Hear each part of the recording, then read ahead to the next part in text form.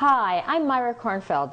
I'm a cookbook author and cooking instructor, and I have lots of tips and recipes to make your cooking life a whole lot easier.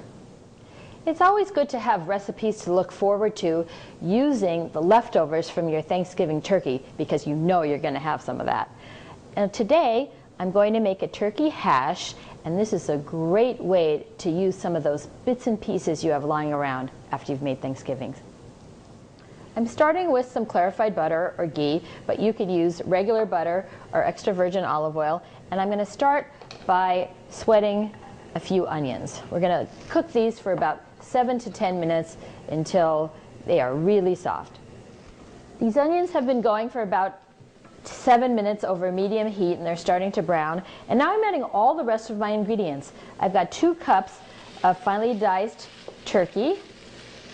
I'm adding a cup of wild rice. Now, wild rice is not usual for a hash, but it makes this one really healthy and really delicious. And this is truly a one-pot meal. Now, a lot of the other vegetables are kind of up for grabs and what's going to be really delicious. So I'm adding a little bit of bell pepper here. You could use red, of course. And I've got some carrots and celery. This is just like about a cup of vegetables, but certainly shaved Brussels sprouts or cauliflower, broccoli. Just chop them small for this. Now I had some leftover chestnuts, just a few, so that was a perfect opportunity to cut those up too, because that's going to add a lot of good flavor.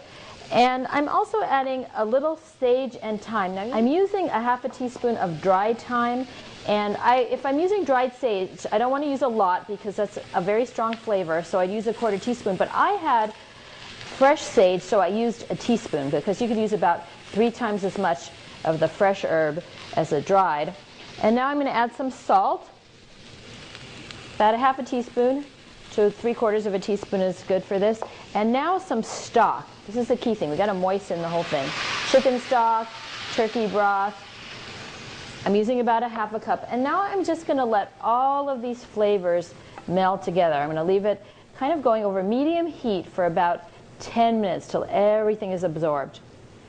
This has been going for 10 minutes and all of the liquid is absorbed, so now I'm going to finish it off with a sprinkling of freshly ground black pepper and a sprinkling of some freshly chopped parsley.